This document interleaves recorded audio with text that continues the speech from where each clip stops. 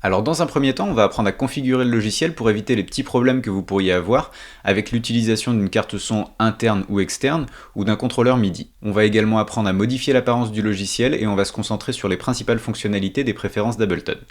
Alors voilà le premier menu sur lequel on tombe quand on clique sur l'onglet Préférences, alors qui est situé juste ici. Voilà. Donc on arrive sur l'onglet Audio du menu Préférences. L'onglet audio va principalement nous servir à configurer une carte son interne ou externe, regarder si les drivers sont bien installés, et à gérer la latence du logiciel. Donc pour un Mac par exemple, le type de pilote que vous voulez avoir sélectionné c'est Core Audio, pour un PC ce sera ASIO, et pour être sûr d'avoir du son, donc vous allez sur Périphérique du sortie audio, vous cliquez. Si vous n'avez pas de carte son externe, ça va être sortie intégrée, et si vous avez une carte son externe, normalement vous la trouverez directement dans la liste. Donc ici, moi j'ai une Duet USB. Je la sélectionne également en entrée parce que je fais passer mon micro par cette carte son externe. Donc pour pouvoir enregistrer du son, il faut que je la configure de la sorte. Ensuite, la latence. Alors, la taille de la mémoire tampon va définir la latence du logiciel. Donc c'est-à-dire, est-ce qu'il va y avoir un décalage entre le moment où vous appuyez sur play et vous entendez le son ou pas, le moment où vous appuyez sur enregistrer et où vous voyez le son s'enregistrer ou pas. Pour un enregistrement, on va vouloir une taille de mémoire tampon la plus faible possible, donc idéalement 32 ou 64, mais ça dépend de la puissance de votre machine. Pareil pour la lecture, si vous voulez avoir le confort de ne pas avoir de latence et que vous avez une machine puissante, eh bien préférez les tailles de mémoire tampon les plus faibles, mais pour de la lecture, c'est pas dérangeant de travailler à 512 samples, donc voilà en gros pour la latence. Alors le menu qu'on va voir ensuite, ça va être le menu d'apparence, donc Look, Feel. On va pouvoir ici changer la langue du logiciel, mais également l'apparence. Donc vous devez avoir celle-ci. Voilà. Moi j'ai choisi d'utiliser défaut 8 parce que en fait ça reprend l'apparence de Ableton Live 8 sur lequel j'ai commencé il y a quelques années. Donc du coup par habitude j'ai décidé de réadopter ce skin d'apparence. Alors troisième menu, donc le menu Link MIDI.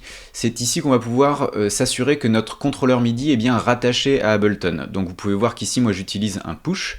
Donc vous avez toute une liste de tous les contrôleurs qui sont disponibles sur le marché et compatibles avec Ableton. Voilà, donc moi j'ai cherché push 2 dans la liste, il s'est mis tout seul, hein. J'ai même pas eu besoin de le chercher, mais si par hasard il s'affichait pas tout seul, vous cliquez sur cette petite flèche et vous le trouvez dans la liste. Vous vous assurez que l'entrée et la sortie soient sélectionnées. Donc sur l'input et output, qui sont entrée et sortie, vous mettez les menus piste et telec sur on et la synchronisation sur off. Voilà, comme ça vous êtes sûr que tout fonctionnera bien avec votre contrôleur MIDI. Quatrième menu qu'on va regarder, donc le file folder. Ici on va surtout s'intéresser à la partie qui est en bas. Ça va être la partie qui va être dédiée à vos plugins. Donc les plugins c'est des logiciels tiers donc séparés d'Ableton qu'on va pouvoir importer sur notre ordinateur et utiliser à l'intérieur d'Ableton. Donc si vous avez installé des plugins mais que vous ne les voyez pas apparaître, vous pouvez cliquer juste ici, réexamen des plugins, et normalement il devra apparaître dans votre menu, dans votre navigateur, sur la gauche. Pour utiliser des audio units, alors ça va servir que pour les utilisateurs de Mac, puisque les audio units c'est un format propriétaire à Mac. Pour les PC ce sera des VST.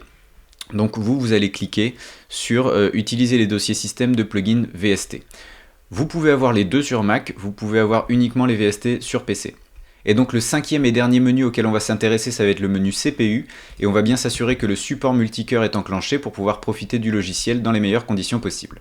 Donc voilà pour cette courte vidéo sur la configuration du logiciel, et à présent on va pouvoir passer à la suite et s'intéresser à l'interface d'Ableton.